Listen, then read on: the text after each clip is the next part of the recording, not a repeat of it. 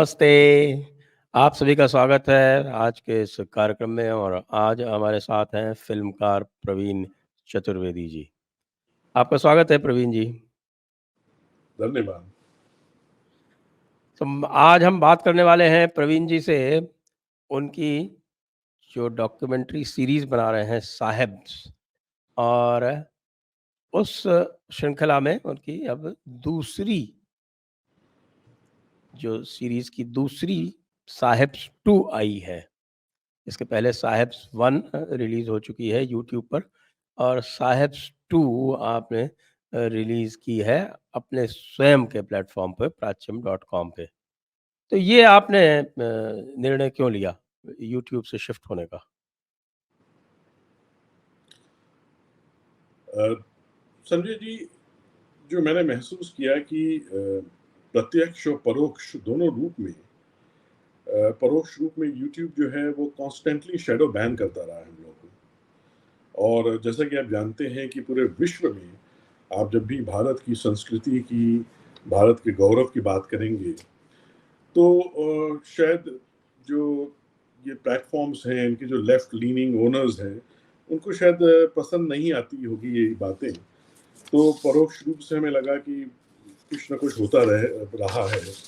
ये लोग जब चाहे डिलीट कर सकते हैं, जब चाहे ब्लॉक कर सकते हैं, जब चाहे शैडो बैन कर सकते हैं। तो हमें लगा कि हम लोग को एक अपना एक इंडिपेंडेंट एक प्लेटफ़ॉर्म डेवलप करना चाहिए, जहाँ अपनी बात, अपना जो दृष्टिकोण है, अपनी जो सच्चाई है, जो सच्चा पक्ष है इतिहास का, जो हमारी संस्कृति है, हमारा गौरव है, उसकी बात को हम पूरी बेबाकी के साथ पूरे भारतीयों की जो कम्युनिटी है पूरे विश्व में, जो इंडियन डायस्पोरा है उसके सामने रख सकें। इसीलिए सोच समझ के और थोड़ा हिम्मत करके हमने ये कदम उठाया। आपकी जो साहेब्स 1 थी, वो भी प्री इंडिपेंडेंस में जिस प्रकार की गतिविधियाँ हो रही थी और अ, विभाजन की ओर और ट्रांसफ़र ऑफ पावर की ओर जा रही थी। और अब साहिब्स 2 में आपने जो परिवर्तन हुआ और जैसा आप अपने स्वयं आपने कहा है आपकी इस डॉक्यूमेंट्री में कि गोरे साहबों से भूरे साहबों को सत्ता का हस्तांतरण हुआ। तो दर्शकों के लिए पहले थोड़ा-सा बताएँ कि साहिब्स 1 में आपने क्या थीम ली थी और साहिब्स 2 में उसका क्या ट्रांज़िशन किया है? तो साहिब्स 1 जो है वो शुरू होती है कि साहिब का ये कॉन्सेप्ट आया कहाँ से? ये ज़ाहिर है अम, शेर शाह सूरी ने जो शिकदारों की पहले एक फ़ौज बनाई थी, वो शिकदार से फिर मुगलों के काल में वो दरोगा हुए और फिर वो साहब का एक कल्चर हुआ जो ब्रिटिशर्स के आने के बाद भी कंटिन्यू हुआ। और वो फिर लाट साहब और गोरे साहब वो बन गए। और फिर वो गए तो अपना जैसा आपने कहा कि उस ट्रांसफ़र ऑफ पावर हुआ भूरे साहबों को, जिनको वो बैठा के गए यहाँ पे। तो साहिब 1 में एसेंशियली इस बैकग्राउंड को, इस कॉन्सेप्ट को, इसके इतिहास को और ये जो कल्चर कैसे डेवलप हुआ, उसको समझाया गया है। और वो अ, इंडिपेंडेंस, स्वतंत्रता और उसके थोड़ा बाद तक वो उस इतिहास के पूरे पक्ष को वो कवर करती है। और साहिब्स 2 उसके बाद से लेके हाल में जो चीज़ें हुई हैं, उसमें कैसे आइडियोलॉजिकल सबवर्जन हुआ, उसमें क्या-क्या कॉम्प्रोमाइज़ेज़ हुए और क्या-क्या इन साहबों ने किया, जो बिल्कुल भी राष्ट्र हित में नहीं था। तो ये बहुत से विद्वानों से, बहुत से स्कॉलर्स से, बहुत सी जगहों से रिसर्च करके हमने ये सब निकाला कि वास्तविक रूप में हमारे साथ हुआ क्या था। तो स्वतंत्रता के पहले जो हुआ था वो साहिब 1 में है और स्वतंत्रता के बाद क्या हुआ, जो भूरे साहबों ने क्या-क्या किया हमारे साथ, जिन लोगों को बिठाया गया था, उसका सच्चा इतिहास का पक्ष हमने साहिब्स 2 द आफ्टरमैथ में रखा है। और ये श्रृंखला और भी आगे चलेगी? हाँ, साहिब्स की श्रृंखला तो बस यही ये सेकंड और ये फाइनल श्रृंखला है। लेकिन हाँ, इसके बाद जो और फ़िल्में हैं, जो और पक्ष हैं जहाँ पे इसी तरीके से डिस्टॉर्ट किया गया हिस्ट्री को। जैसे जो phantom of Aryan invasion theory है, कैसे एक झूठी आर्यन इन्वेजन थ्योरी को प्रोपेगेट किया गया हमारे देश में, कैसे ये नॉर्थ और साउथ का डिवाइड क्रिएट किया गया, ये आर्यन और द्रविडियन का कैसे ये कॉन्सेप्ट लाया गया। तो उसकी फैलेसी पे एक फिल्म आर्यन इन्वेजन थ्योरी पे, और ऐसे गुरु शिष्य परंपरा पे है, और डेटिंग ऑफ महाभारत पे है, डेटिंग ऑफ रामायण पे है, और एक अघोर डिमिस्टिफाइड है जो हमारे ऋषियों के जो विज्ञान है उन पे है। India's contributions to the world एक बहुत ही इम्पोर्टेंट एक 2 पार्ट की एक सीरीज है जो अभी अंडर प्रोडक्शन है, कि science, mathematics, philosophy, life sciences, योग, मेडिकल साइंसेस, आयुर्वेद, सर्जरी, इतने तमाम सब्जेक्ट्स में, विषय में हमारे भारत का क्या योगदान रहा है वास्तविक रूप से। इन सब ज्ञान विज्ञान का मूल कैसे भारत में कहाँ पे था, कैसे इन लोगों ने यहाँ से लिया, लेकिन हमें कभी क्रेडिट नहीं दिया और कभी इस बात को एक्नॉलेज नहीं किया। तो वो भी बहुत ही डीपली रिसर्च्ड वो फिल्म है, India's contributions to the world है। उसमें जो भी सच्चा पक्ष है हमारे कॉन्ट्रीब्यूशंस का, उसको हम लेके आएंगे। तो ऐसे साहिब से खत्म हो जाएगी, लेकिन सिमिलर फिल्म्स जो है, अलग अलग फिल्में, वो अभी प्रोडक्शन में है और वो हर महीने हम एक रिलीज करते रहेंगे। एक सूफीज पे भी बनाई शायद आपने? हाँ, एक छोटी बनाई, अभी बनानी है असल में वो भी, और अच्छा। उसके लिए हम आपसे परामर्श लेंगे क्योंकि उसके तो एक्सपर्ट हैं आप।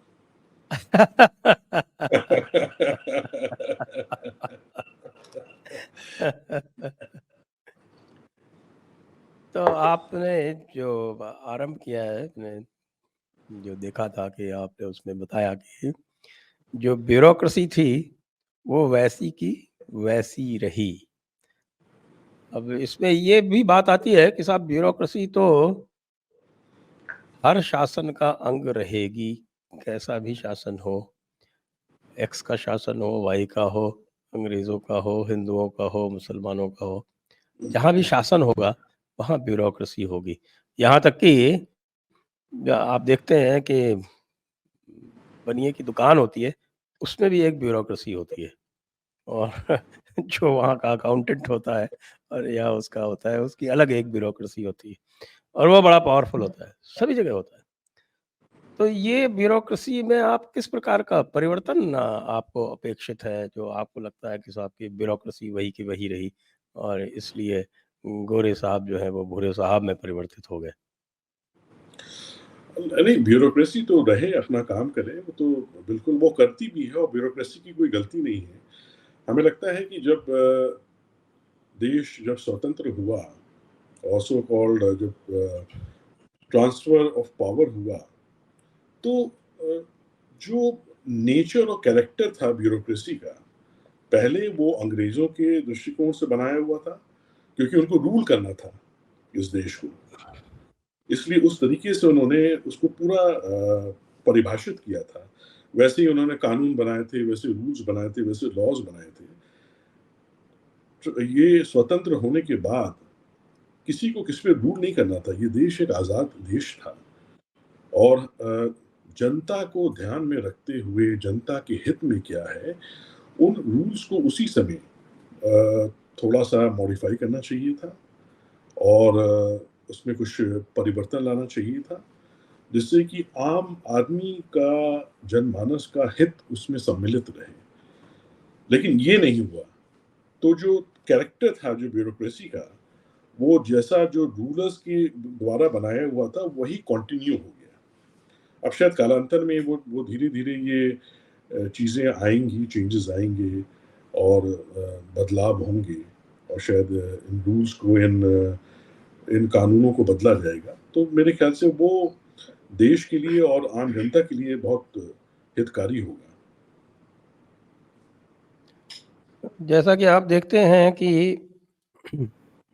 जो भारतीय संस्कृति है, और जिस भारतीय संस्कृति की धुरी पर हमारे स्वतंत्रता संग्राम की नींव रखी गई थी, उसको बाद में उसमें घाल-मेल करके और उसको खिलाफत इत्यादि से मिलाकर और उसका एक ऐसा परिणाम निकला कि आज भी यदि हिंदू परंपराओं की बात होती है, यदि रीति-रिवाज़ों की बात होती है, तो एक पूरा वर्ग उठ खड़ा होता है और प्रतिकार करने लगता है ताकि आप इसको हिंदू राष्ट्र बनाना चाहते हैं।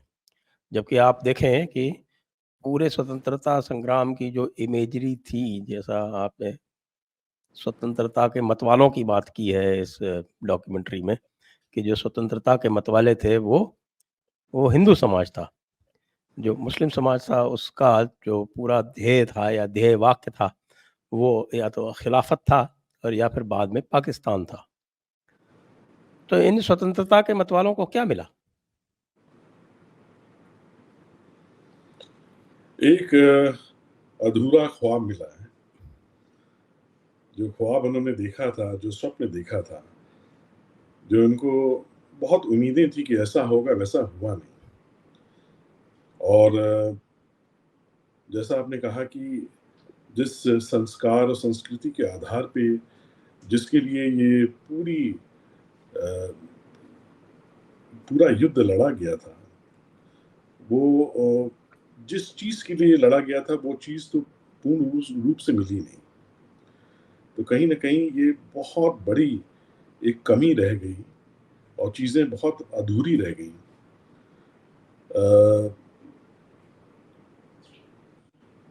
सिंपल सी बात है, बहुत ही अगर एक साधारण तरीके से इसको देखें और समझें तो कोई इसमें कॉम्प्लेक्सिटी नहीं है। रिलीजन धर्म के आधार पे देश का बंटवारा हुआ था और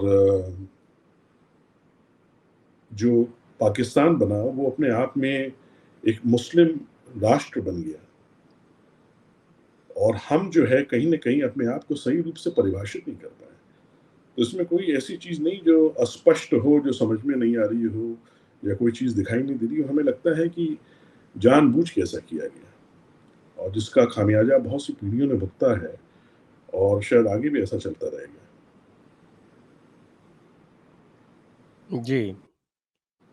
और इसकी प्रतिछाया आप देखते हैं, आप तो फ़िल्म मेकिंग में हैं, आप बॉलीवुड्स के भी आप निकट बैठे हुए हैं और उनको भी आप देखते होंगे। तो जिस प्रकार का भारत यहाँ चित्रित होता है, उस प्रकार के भारत की कल्पना तो निश्चित रूप से इन स्वतंत्रता के मतवालों ने नहीं की होगी। ये देख के बहुत दुःख होता है। निश्चित रूप से उन्होंने कल्पना तो छोड़ी, उन्होंने कभी शायद सपने में नहीं सोचा होगा कि भारत का ये स्वरूप एक दिन होगा और इस तरीके की का वातावरण होगा, इस तरीके की चीज़ें होंगी।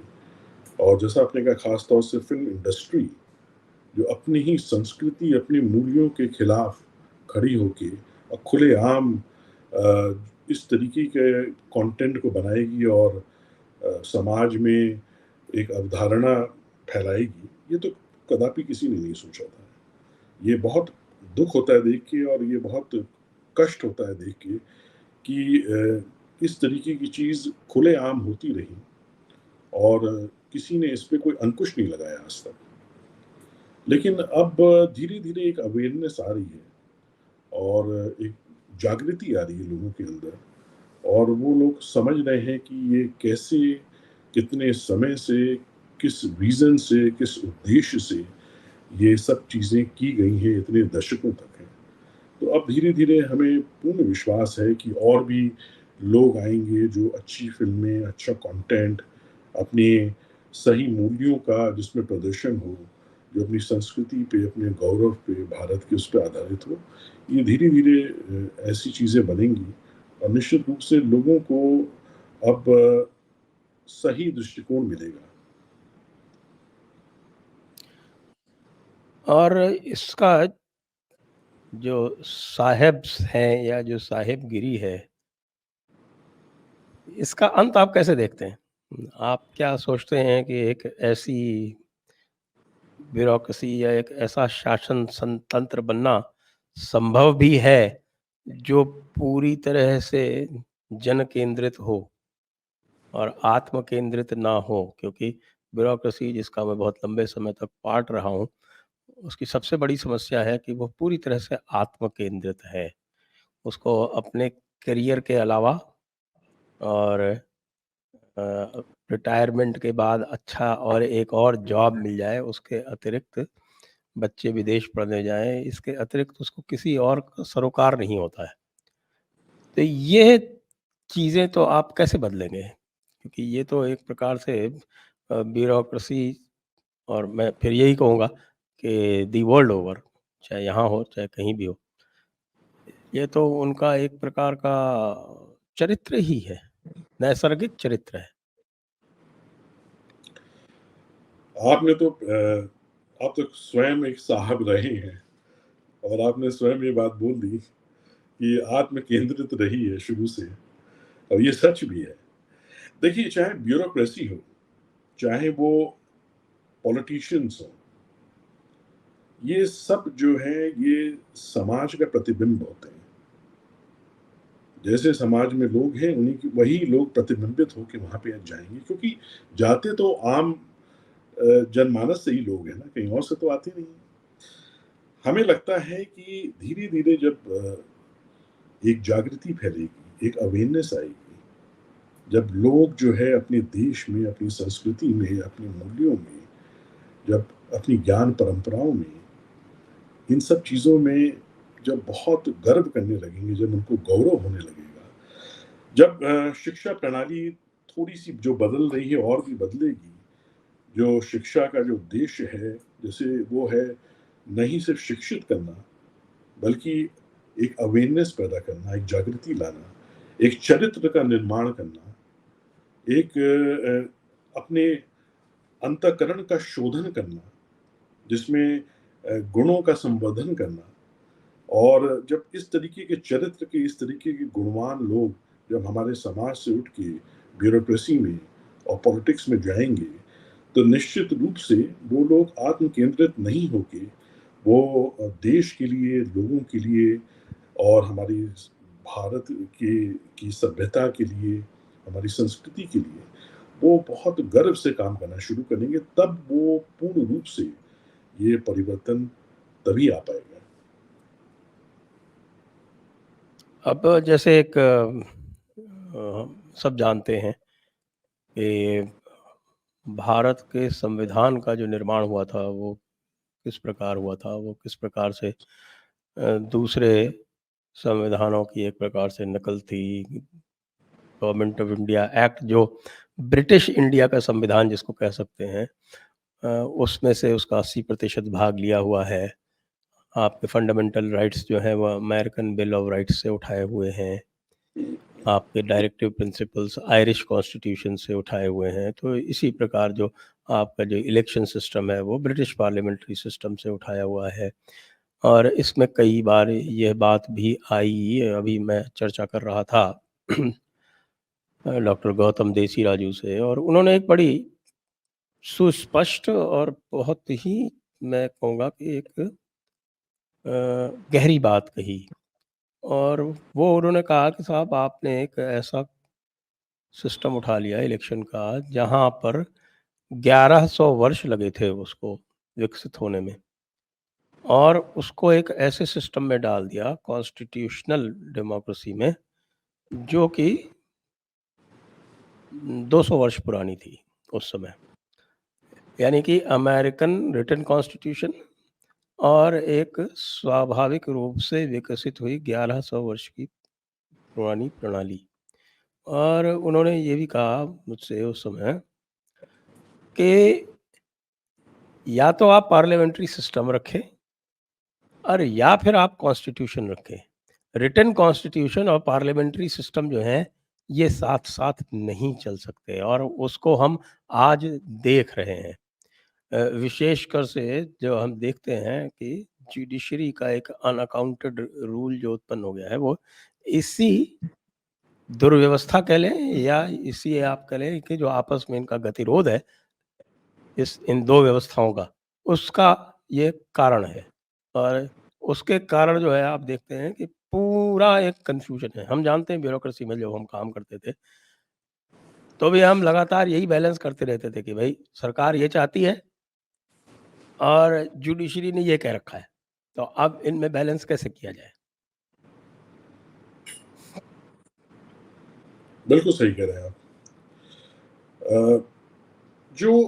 उस समय जो बहुत सी जो गलतियां हुई स्वतंत्रता के समय और जो चूक हुई, उसमें से एक चूक ये भी थी कि उस समय लोगों ने मिलके सही रूप से शायद जिस तरीके से, जैसे हमने पहले कहा कि एक आम आदमी को ध्यान में रखते हुए, जनमानस को ध्यान में रखते हुए और पूर्ण रूप से किस तरीके से क्या-क्या चीज़ें उनको संविधान में रखनी चाहिए थी, शायद वो चूक उस समय हो गई और उसकी वजह से ही चूँकि ये जैसा आपने कहा कि ये एक तरीके से कई संविधानों की कॉपी थी ये और जिसको यहाँ पे लागू करने की कोशिश की गई।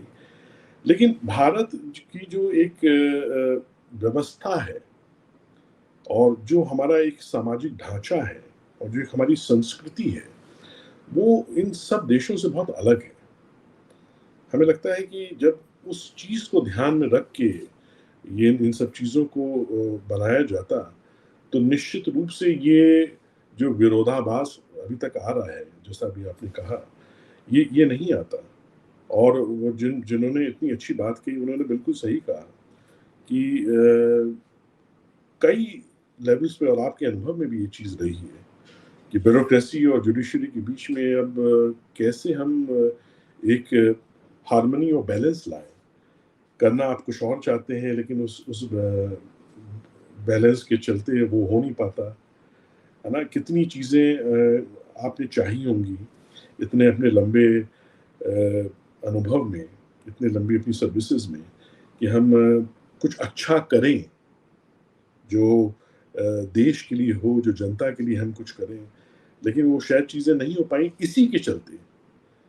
क्योंकि कोई भी चीज़ बहुत स्पष्ट रूप से और भारत के का जो एक समाज है, जो हमारे मूल्य हैं, हमारी जो संस्कृति है, उसको ध्यान में रख के उसको बनाया नहीं गया था। और अभी तक वही है। देखिए, आप देख लीजिए पार्लियामेंट्री स्ट्रक्चर में भी आज भी जैसे वहाँ पे है House of Commons, House of Lords, यहाँ पे भी अभी अपर हाउस है, लोअर हाउस है। अब ये सब चीज़ें कॉम्प्लिकेशंस तो पैदा कर ही रही हैं। एक समय कोई तो आएगा जब इनमें संशोधन करना ही पड़ेगा। जी। और जो कॉन्स्टिट्यूशन में लिखा हुआ था, वहाँ तक भी ठीक था, लेकिन उसके बाद जो है, हमारे भाई लोग जो हैं, वो इसमें समाजवाद ले आए और नेहरू जी ने 1956 में समाजवाद जो है वो अपने एआईसीसी के सेशन में उसको ऑफ़िशियली उन्होंने अवार्डी सेशन में घोषित कर दिया और जो उस समय कांग्रेस की नीति होती थी, वो भारत की राष्ट्रीय नीति बन जाती थी। वो पूरी तरह से जो सोवियत मॉडल ऑफ इकोनॉमिक्स ले आए। अधिकतर जो लोग इसके विरोध में थे, उन्होंने कांग्रेस से इस्तीफ़ा भी दे दिया। तो इन्होंने ये भी दिखा दिया कि भई कॉन्स्टिट्यूशन और नो कॉन्स्टिट्यूशन, आप चाहें या इस देश का शासन वर्ग या नेता वर्ग यदि चाहे, तो एक रिटन कॉन्स्टिट्यूशन को भी समाजवादी बना सकता है। यद्यपि समाजवादी शब्द जो है वो कॉन्स्टिट्यूशन में 1976 में लाया गया, लेकिन समाजवाद तो 1956 में ही आ गया था। बिल्कुल सही कहा। इसी पक्ष को हमने इस फ़िल्म में एक बहुत कोशिश की है कि बहुत गहराई से जो इन सब चीज़ों को प्रकाश में लेके आएँ और लोगों के समक्ष रखें, उसको प्रस्तुत करें। ये क्या किया क्या हुआ इस देश के साथ? नेहरू ने क्या किया? इंदिरा ने क्या किया? ये सब चीज़ें जो तमाम विद्वानों से और स्कॉलर्स से, हिस्टोरियन से, रिसर्चर्स से, एक्सपर्ट्स जो हैं इंटरनेशनल अफेयर्स के इनसे, उनसे जब बात की और तमाम जब शोध किया, तो वास्तविक रूप से क्या हुआ इस देश के साथ और जैसा आप कह रहे हैं कि नेहरू को एक पता नहीं किस वजह से एक फैनेटिज़्म था सोशलिज़्म का, जो उनकी हर पॉलिटिकल मूव्स में और हर निर्णय में झलकता था और यही लेगेसी उन्होंने इंदिरा गांधी को दी और इंदिरा गांधी ने और उसका विकराल रूप लेके वो सामने आए। उन्होंने तो खैर 42nd अमेंडमेंट ही ले आई वो ड्यूरिंग इमरजेंसी है, जिसमें उन्होंने ऑफिशियली इंडक्ट कर दिए दोनों शब्द सोशलिस्ट और सेकुलर है। और बिल्कुल सही कहा कि वो शब्द रहे ना रहे कॉन्स्टिट्यूशन में, लेकिन जब जब इन्होंने चाहा अपने हिसाब से इन्होंने रूल किया। ये समाजवाद को वो रहे ना रहे उसमें शब्द, लेकिन उसको स्थापित किया। जी, और दूसरा हम देखते हैं एक सेक्युलरिज्म का एक बड़ा ही विकृत रूप जो है, वो इस साहिबगिरी का एक पर्याय बन गया है। इसके बारे में क्या कहेंगे आप?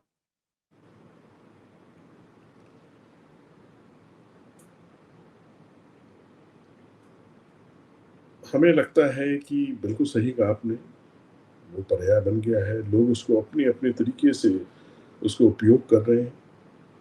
बहुतों के लिए, जैसा मौलकर जी ने कहा कि it is become a weapon, है ना, एक हथियार मिल गया उनको। उसको जब चाहे वो उसका प्रयोग करते हैं। अवेयरनेस लाना और धीरे धीरे जन जागृति लाना और इस तरीके के लोगों का वहाँ पे पहुँचना बहुत आवश्यक है। ये पूर्ण रूप से एक परिवर्तन लाने के लिए, वो जब तक नहीं होगा, ये दुर्भाग्यपूर्ण है कि इसी तरीके से चीज़ें चलती रहेंगी जब तक कि कोई चेंजेस न लाए जाए जो मूल रूप से इन चीज़ों को रोक सकें। जी, अब देखते हैं इसीलिए यदि डॉक्टर अंबेडकर की पुस्तक जो उन्होंने लिखी थी, पाकिस्तान और द पार्टीशन ऑफ इंडिया, और उसमें जब वो उन्होंने जो भी लिखा था विशेषकर मुस्लिम समस्या पर, तो उसका कोई भी संज्ञान हमारे वर्तमान शासक से लेके पिछले शासकों तक किसी ने लिया नहीं है। जबकि उन्होंने बिल्कुल स्पष्ट रूप से कह दिया था, देखिए उसी समय कह दिया था कि भई आप इस पार्टीशन को तो संभवतः न रोक पाएँ, लेकिन ऐसी स्थिति में आपको फुल पॉपुलेशन एक्सचेंज करना चाहिए। आज डॉक्टर अंबेडकर की फ़ोटो तो सब लगाते हैं, लेकिन उनकी बातों पर कोई ध्यान नहीं देता, और जो उन्होंने समस्याएँ बताई थी मुस्लिम समाज की, उसके बारे में भी कोई बात नहीं करता। अपितु आप जो बात करने लगे हैं, तो आपको कह दिया जाता है कि आप हेट स्पीच कर रहे हैं, और उनको फिर दिखाना पड़ता है कि भई ज देखो डॉक्टर अंबेडकर ने क्या कहा था, हम तो वही कह रहे हैं जो डॉक्टर अंबेडकर ने कहा था। बिल्कुल सही आप कह रहे हैं। ये एक बहुत ये बड़ी समस्या तो है ही है। और जैसा कि फ़िल्म में हमने इस बिंदु को भी दिखाया है, और जैसा भरत गुप्त जी ने अपने इंटरव्यू में बोला है कि अ, ये इवन मुस्लिम्स के हित में नहीं है। इनको एक टाइम बॉम्ब में रख के और इस तरीके से उनका उपयोग करते आए हैं लोग। अ, ये इसका क्या सॉल्यूशन होगा, ये बड़ा मुश्किल है कहना कि इसका क्या सॉल्यूशन निकाला जा सकता है। जी। सॉल्यूशन तो आपने बताया है इसमें कि जब एक चक्रवर्ती आएगा तो सारे साहब भाग जाएँगे। ये किस प्रकार का सॉल्यूशन है? थोड़ा इसको एक्सपैंड करें।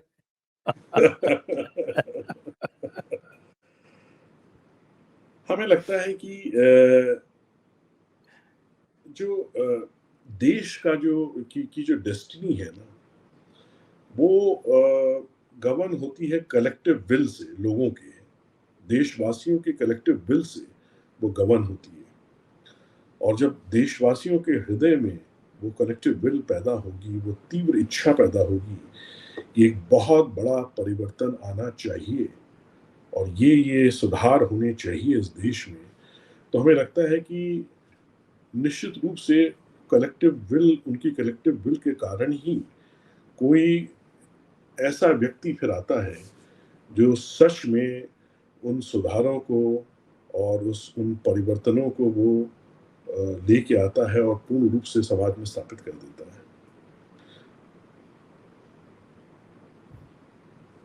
ये तो एक तरह से अधिनायकवाद नहीं हो गया? नहीं, अधिनायक बात नहीं हुआ। ये जब जागृति होगी लोगों में, जब उनके अंदर वो तीव्र इच्छा होगी एक परिवर्तन लाने की, जब उनकी कलेक्टिव विल जो है आपस में कंबाइन करेगी, तो उसका जो प्रतिफल होगा वही वो एक कोई ना कोई रूप लेके वो स्थापित होगा, और वो निश्चित रूप से इसी दिशा में वो काम करेगा, और यही हमेशा होता है। इसका कोई उदाहरण देना चाहेंगे भारतीय बहुत से इतिहास में? उदाहरण है, इतिहास में बहुत से उदाहरण है। आप देख लीजिए, छत्रपति शिवाजी महाराज के उदाहरण है अपने आप में, जिन्होंने जो जो हृदय में जो इच्छाएं थी लोगों की, वो आप देखिए, वो उस तरीके से वो एक छत्रपति के रूप में स्थापित हुए। और उन्होंने, आप देखिए कि औरंगजेब को भी उन्होंने कितना परेशान करके छोड़ा था कि वो अंतिम सांस तक जो है वो लड़ता ही रहा। तो ऐसा हमें लगता है कि होता आया, और निश्चित रूप से आगे भी होगा। और हम ये भी देखना चाहेंगे कि आपकी जो ये फिल्म जिस प्रकार के आज के वातावरण में आपने ये बनाई है, तो आपको क्या लग रहा है कि लोगों की प्रतिक्रियाओं में कुछ परिवर्तन आ रहा है पिछले 4-5 वर्षों में?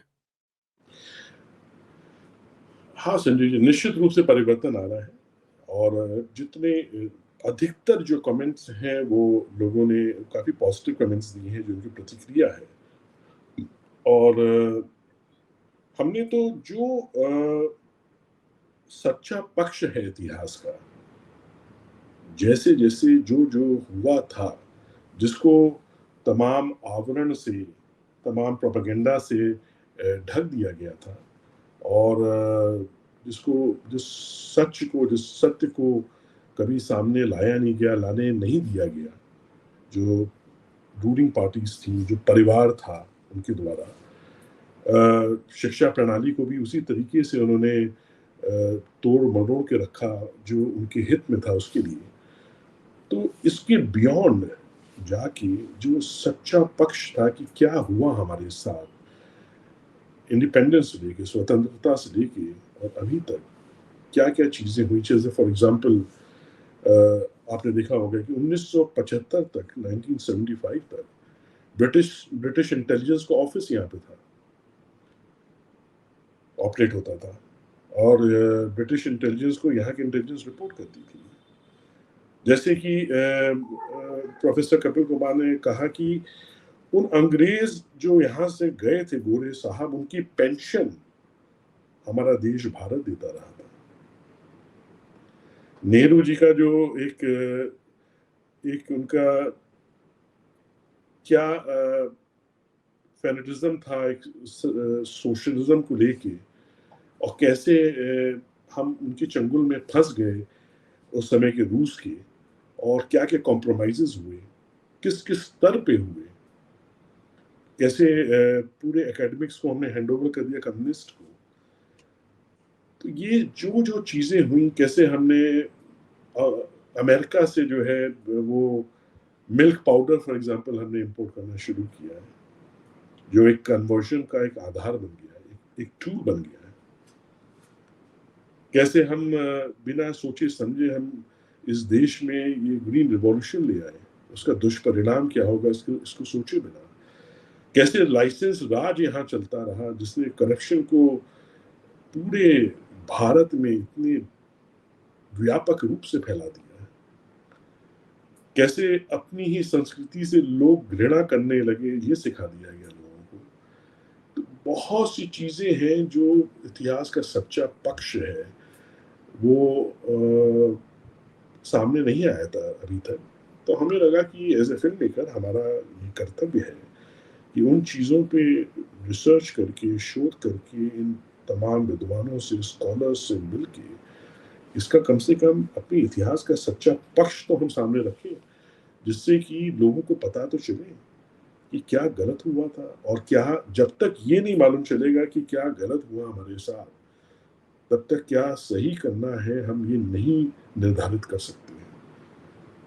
इसीलिए हमारा प्रयास यही है कि सच्चे पक्ष को लाना, इस पर डिस्कशंस हो, इस पर डिबेट हो, लेकिन एंड रिजल्ट इसका ये हो कि एक अवेयरनेस पैदा हो, एक लोगों के अंदर एक जागृति आए, उनको सच जानना उनका अधिकार है, वो सच उनको मालूम चले, और फिर वो स्वयं आत्मचिंतन करके अपने जीवन की और अपने देश की दिशा को वो निर्धारित करें, और ये सोचे कि अब क्या सही करना है और कैसे उन गलतियों को वापस नहीं दोहराना है। ये हमारी कोशिश रही है इस फिल्म के माध्यम से लोगों को बताने की। और प्रतिक्रिया मतलब अधिकतर कुछ एक को छोड़ दे तो हजारों हजारों जो प्रतिक्रिया आई हैं, उन्होंने इस सच से उनकी आंखें खुली हैं। बहुत से लोगों को पता नहीं था, बहुत से लोगों को कुछ कुछ पता था, लेकिन पूर्ण रूप से एक चीजें उनको पता नहीं थी, क्लियर नहीं थी कि क्या हुआ था, और उन्होंने इसको स्वीकार किया है, उसकी प्रशंसा की है। जी हाँ, हाँ, आप सही कह रहे हैं। और हम प्रतिक्रियाओं की जब बात करते हैं तो एक वृहद प्रतिक्रिया भी होती है जो हम देख रहे हैं इस समय, जो बॉलीवुड में जो इस समय फ़िल्मों के पिटने का जो सिलसिला आरंभ हो रखा है, और उसको जो है वो कई फ़िल्मों को कॉर्पोरेट टिकट्स बेच के और तरह-तरह के हथकंडे अपना के दिखाया जाता है। लेकिन जो फ़िल्में सफल हो रही हैं और बिना किसी पब्लिसिटी के बजट के सफल हो रही हैं, उससे लगता है कि दर्शकों की जो अब प्रतिक्रिया है वो परिवर्तित होने लगी है। आप क्या सोचते हैं? बिल्कुल सही है, बिल्कुल। इसका मतलब ये यही है कि एक अवेयरनेस लोगों के अंदर आ रही है। उनको क्या सही है, क्या गलत है, उसका भान हो रहा है, और वो अब देख पा रहे हैं कि जो अब तक चीज़ें हुई थी, वो किस तरीके से एक एक पर्टिकुलर उद्देश्य के लिए उसको जानबूझ के हमारे देश में, इस बॉलीवुड ने फैलाया था। किस तरीके से एक प्रोपेगेंडा किया था भारत की ही संस्कृति के खिलाफ। अब इसको स्पष्ट रूप से लोग देख पा रहे हैं, और एक जो जागृति आ रही है, इसलिए वो जो अच्छा कंटेंट है उसको वो एप्रिशिएट कर रहे हैं, उसको देख रहे हैं, और इस तरीके की चीज़ों को धीरे-धीरे वो अब दरकिनार कर रहे हैं, और ये ट्रेंड रहेगा ही। और ऐसे ही इसीलिए प्राच्यम की जो फ़िल्में हैं, उसको लोग बहुत पॉज़िटिवली लेते हैं। उनको लगता है कि ये इसमें सच्चाई है, ये हमारे राष्ट्र हित में हमारी भारत की संस्कृति से अलाइन्ड है, कंटेंट है।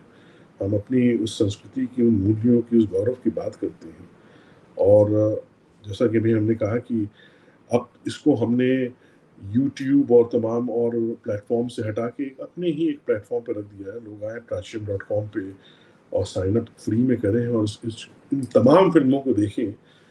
तो निश्चित रूप से ये हमें लगता है एक ट्रांज़िशन का दौर है भारत के लिए, और जैसे-जैसे ये अवेयरनेस, ये जागृति फैलेगी, जैसे दर्शक और अवेयर होते जाएँगे, वैसे-वैसे ही लोग सही चीज़ों को स्वीकार करेंगे, और जो चीज़ें जो एक प्रोपेगेंडा का एक पार्ट रही शुरू से, उनको रिजेक्ट करते चले जाएँगे। इसलिए बॉलीवुड या तो अपने आप को रीडिफाइन करेगा, उसको करना पड़ेगा, और अगर नहीं कर पाया तो वो टिक नहीं पाएगा बहुत समय तक। अगर उसने उसने अपने अंदर ये मूल परिवर्तन अगर ये नहीं लाए, जो लोगों की इच्छा से वो अलाइन्ड हो, तो लोग रिजेक्ट करते चले जाएँगे। कोई इंडस्ट्री अगर रिजेक्टेड होती रहेगी तो बहुत ज़्यादा सर्वाइव नहीं कर पाएगी। जी, ऐसा हो जाए तो बहुत ही अच्छा हो, क्योंकि बॉलीवुड की समस्याएँ तो जब उसकी फंडिंग पैटर्न अचानक जो है वो केवल ब्लैक मनी से परिवर्तित होके और टेरर मनी में जब परिवर्तित हुआ, तब उसका फंडामेंटल कैरेक्टर परिवर्तित हुआ था। अब वो फंडिंग जो है वो कैसे परिवर्तित होगी, ये कैसे हो पाएगा? बहुत सही आपने कहा। ब्लैक मनी से टेरर फंडिंग शुरू हुई, ड्रग फंडिंग शुरू हुई, एंटी भारत की जो फोर्सेस है पूरी दुनिया में, वहाँ से पैसा आने लगा। और जो लोग अपने ही जो भारत में अपने एजेंडा को, अपने प्रोपेगेंडा को लाना चाहते थे, उनकी माउथपीस बन गई ये इंडस्ट्री है। और ये फिल्मकार हैं जो अपने ही देश के विरुद्ध बहुत सटल रूप से एक हमारे देशवासियों को ये अपनी फिल्मों के माध्यम से सबकॉन्शियसली और साइकोलॉजिकली ये मैसेज देने लगे, अपनी ही सेना के विरुद्ध जो प्रोपेगेंडा फैलाने लगे। तो ये तो एक सोची समझी एक साजिश है बहुत बड़ी। और जैसा मुझे लगता है कि वो फंडिंग जितनी भी आए, अगर लोग अवेयर हो जाएंगे और जितनी भी फिल्में बने, जब इस तरीके की फिल्मों को कंप्लीट बॉयकॉट किया जाने लगेगा, जब ये इतिहास के झूठ को दिखाना बंद किया जाएगा, जब अपने ही लोगों को अपने ही देश के खिलाफ उनके मन में विष घोलना बंद जब हो जाएगा, और जब लोग इस तरीके के कंटेंट को, इस तरीके की फिल्मों को कंप्लीटली रिजेक्ट करने लगेंगे, तो वो कोई भी फंडिंग हो वो ज़्यादा दिन तक सस्टेन नहीं हो सकती है। वो कोई भी फिल्म मेकर हो, अगर वो रिजल्ट डिलीवर नहीं कर पाएगा तो बहुत जल्दी ये फंडिंग के सोर्स उसके लिए बंद हो जाएंगे। और तब हमें लगता है कि इस इंडस्ट्री को नए टैलेंट की, नए खून की, नौजवानों की, जिनके अंदर बहुत से ख्वाब हैं, बहुत कुछ कर गुजरने की इच्छा है, ऐसे लोगों की ज़रूरत होगी जो बहुत ही आर्टिस्टिक होंगे, टैलेंटेड होंगे, स्टोरी टेलर्स होंगे, फिल्म मेकर्स होंगे।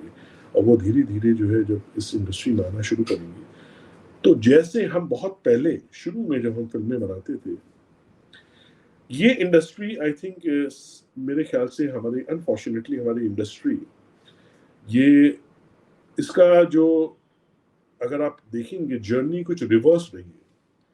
ये बड़ी रिग्रेसिव एक इंडस्ट्री रही। पहले हमने बहुत अच्छी फिल्में बनाई, बहुत अच्छी फिल्में बनाते थे, मतलब वो फिल्में वाकई समाज का आईना होती थी। उन फिल्मों में वाकई बहुत कुछ सीखने को मिलता था।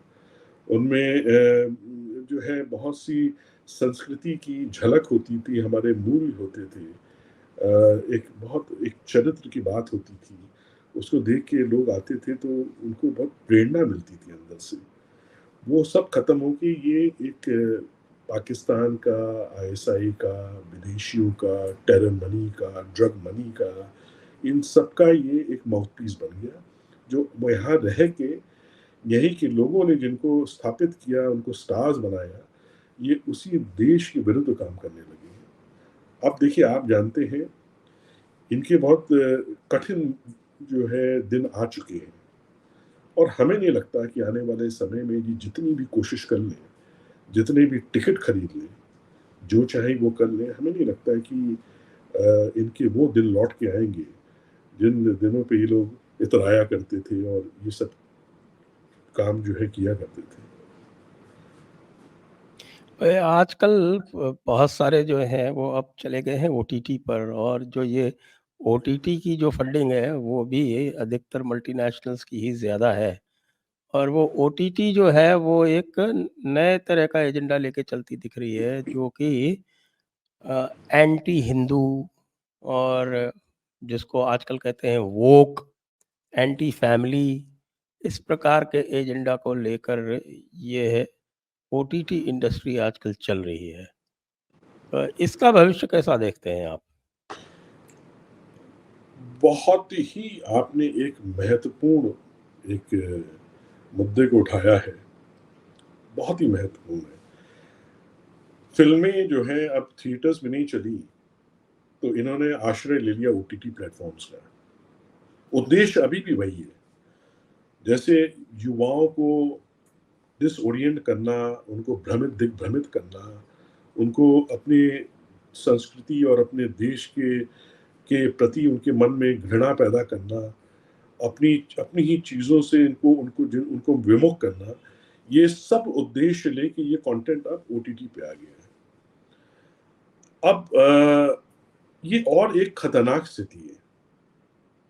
वो इसलिए है कि कम से कम थिएटर्स में जाने के पहले भले वो जैसा भी हो, बिका हुआ हो, जैसा भी काम करता हो, लेकिन एक सेंसर बोर्ड था एग्जिस्टेंस में, जो कुछ ना कुछ जो है देख के कुछ ना कुछ जो है सेंसर करता था, हालांकि वो भी ज़्यादा नहीं करता था। और लास्ट टाइम हमने आपके प्लेटफॉर्म जयपुर डायलॉग से ये उस समय मैंने ये मुद्दा उठाया था कि जो है सेंसर बोर्ड ये एक इंटेलेक्चुअल्स का अपने इस भारत की समाज को, भारत की संस्कृति को, भारत की मूल्यों को, भारत के दर्शन को जानने वाले लोगों का एक एक ग्रुप होना चाहिए, जिसमें बहुत अच्छे विद्वान हो, इंटेलेक्चुअल्स हो, एकेडमिक्स के लोग हो। वो ना हो कि सिर्फ उसमें ज़्यादातर फिल्म इंडस्ट्री के लोग बने बने रहते थे, जो उनके अपने हिसाब से उनके हित में काम करते थे। तो कम से कम एक सेंसर बोर्ड था, लेकिन ओटीटी पे अभी कोई भी ऐसी फर्म रेगुलेटरी बॉडी नहीं है। और ये बड़े आश्चर्य की बात है कि इस तरीके से एक फ्री होके किसी भी प्लेटफॉर्म को अनुमति दे देना कि वो जो चाहे कंटेंट वो दिखा सके हमारे देश के लोगों को, ये एक अच्छी स्थिति तो निश्चित रूप से नहीं है। इसको रेगुलेट करना बहुत आवश्यक है। अगर जब तक हम ओटीटी प्लेटफॉर्म्स के और भी प्लेटफॉर्म्स के अगर हम कंटेंट को रेगुलेट नहीं करेंगे, तब तक जो है हमें नहीं लगता कि ये स्थिति कहीं से इम्प्रूव होगी, और ये और बदतर होती चली जाएगी। तो आने वाले समय में बहुत आवश्यक है कि ये सरकारें, ये मिनिस्ट्रीज, ये एक इस पे बहुत ठोस कदम उठाएं और उसके कुछ पावरफुल लॉज और रेगुलेशंस, रेगुलेटरी रूल्स बनाए हैं कि कंटेंट की इनकी भी एक सेंसरिंग एक बॉडी हो कि किस कंटेंट को जो है जाना चाहिए, किसको नहीं जाना चाहिए, कौन सा राष्ट्र हित में है, कौन सा समाज के हित में है। कम से कम वो स्क्रीनिंग होनी बहुत ज़रूरी है, नहीं तो ये हमारे देश के लिए बिल्कुल भी अच्छा नहीं है। क्योंकि युवाओं को इतना कुछ जब ये सब चीज़ें देखेंगे, तो इतनी इतनी बार जब हर जगह वो चीज़ देखेंगे तो उसी को सच मान लेंगे, और फिर वहीं से फिर वो वोकिज्म की एक एक उसका बीज पड़ना शुरू हो जाता है, जो जो आने वाले समय में एक बड़ा रूप ले लेता है। जी, बिल्कुल सही कह रहे हैं आप। तो अब बड़ा अच्छा प्रयास है आपका साहिब्स के माध्यम से। इसमें एक और समस्या है जिसकी ओर मैं इंगित करूँगा, और उसको भी लगातार काउंटर करते रहना आवश्यक है। हम जयपुर डायलॉग्स पे तो करते ही हैं, अब आप भी कर रहे हैं इसको और आगे भी करेंगे, और वो ये है कि जिसको हम सच्चा इतिहास कहते हैं, उसको लेफ्ट जो है वो अल्टरनेटिव हिस्ट्री कहता है। जी, बिल्कुल उन्होंने सही कहा। अपना एक इतिहास लिख मारा है, चाहे उसके कोई स्रोत हों या ना हो, चाहे उसका कोई आधार हो या ना हो। जो उन्होंने लिख दिया वो सही है, और आप सच्चा इतिहास यदि लाएँगे तो वो अल्टरनेटिव हिस्ट्री कहलाएगा। अब इसका क्या उपाय? खैर इसका उपाय यही है, जैसे आप इस दिशा में जयपुर डायलॉग्स बहुत कमाल का काम कर रहा है। ये ऐसे प्रयास जब निरंतर होंगे, कई दिशाओं से, कई लोगों द्वारा होंगे, कई प्लेटफॉर्म्स द्वारा होंगे, तो निश्चित रूप से ये लोग भी इनकी इनकी जुबान को हम लोग बंद कर देंगे। जैसे आप तमाम विद्वानों को, तमाम एक्सपर्ट्स को, तमाम स्कॉलर्स को लेके सामने आ रहे हैं और उन चीज़ों पे उनसे संवाद कर रहे हैं, जो बहुत ही कन्विक्शन के साथ जो जो भी पक्ष है इतिहास का, जो सच्चा पक्ष है, उसको लेके आ रहे हैं। हम भी वही कर रहे हैं कोशिश कि हम भी ऐसे शोध को लेके, ऐसे विद्वानों को, स्कॉलर्स को लेके, इंटेलेक्चुअल्स को लेके, ऐसे लोगों को जिन्होंने स्वयं जो उस काल से गुजरे हैं, जिन्होंने देखा है, तो जब वो फर्स्ट हैंड जब ये चीज़ें करेंगे, तो जैसे आप सामने ला रहे हैं उनको अपने प्लेटफॉर्म पे, हम उनको एक फिल्म के रूप में पैकेज करके लोगों तक पहुंचा रहे हैं, तो लोगों के मन में जब ये विश्वास दृढ़ रूप से बैठ जाएगा कि नहीं, बिल्कुल ये बात जो है ये सपोर्ट, मतलब it is supported by documentary evidences, तमाम इसके इनके पास जो है इसके सबूत हैं, तमाम जो है विद्वानों का मत है, तमाम इसमें रिसर्च है, तमाम शोध है, जब उनके हृदय में वो सत्य के रूप में स्थापित हो जाएगा, तो निश्चित रूप से इनका झूठ और इनका इसको परिभाषित करना ऑल्टरनेट हिस्ट्री वो बंद हो जाएगी, ये कर नहीं पाएंगे, क्योंकि अल्टीमेटली लोगों का कन्विंस होना ये बहुत आवश्यक है और हमें यही इकोसिस्टम बनाना है, हम सबको मिलके, हमको, आपको, जितने भी लोग हैं, कि हम लोगों के अंदर एक सत्य की एक ज्योति हम आलोकित करें, एक जलाएं हैं, उनके जीवन को उससे प्रकाशित करें। तो आपका बहुत बहुत धन्यवाद प्रवीण चतुर्वेदी जी, और आपके इस उद्यम का, इस उद्योग का जो आपने साहिब्स के रूप में हमारे समक्ष रखा है, इसकी सफलता के लिए आपको बहुत बहुत शुभकामनाएं। बहुत बहुत धन्यवाद संजय जी, बहुत अच्छा लगा आपसे बात करके, बहुत बहुत आभार, नमस्कार। जय हिंद, जय भारत, वंदे मातरम। जय हिंद, जय भारत, वंदे मातरम।